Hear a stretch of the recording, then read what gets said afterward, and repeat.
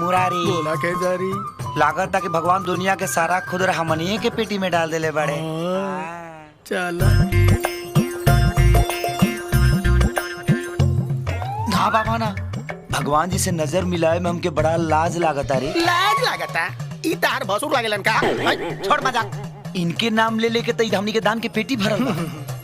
और बेईमानी के काम ईमानदारी बहुत जरूरी होला। ई हम ना गांव के पुरनिया लोग कहेला।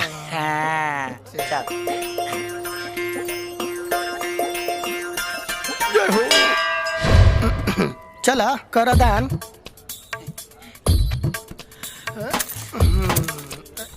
देख भाई, चोरी के दान महादान होला। और ई मौका हम तोरा के देते। हे राम, एकरा कहला पे पहले बे करत तनी काम। अब हमरा ई नहीं के समझ में आवत कि रउआ के का चढ़ाई और हम का रखी।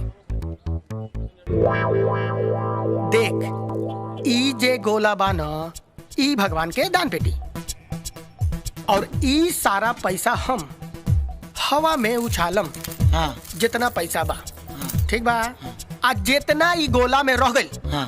उ भगवान के, आ जितना बाहर गइल उ हमार, ठीक बा। हाय देखा। हाँ। जय श्री राम। प्रभु की इच्छा, सिर्फ 1 रुपया। जय श्री राम, इली 1 रुपया, बाकी के सब हमार। लागत है कि एकरो से बड़ दिमाग लगावे के पड़ी। ए भगवान, हम एकरा खानी मक्खी चूस और कंजूस ना है। ई रहल हमार पैसा,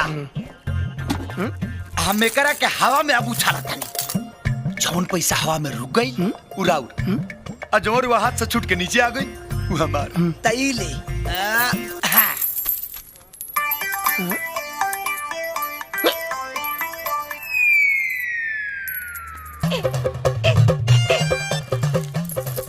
भगवान के पैसा के का जरूरत बावे। ई त खुदे दानी हुए। रउआ पैसा के का काम बा? ना शॉपिंग करे के बा, ना कपड़ा लत्ता खरीदे के बा। हमनी के चोर चुहार आदमी के पैसा लेके भगवान का करी।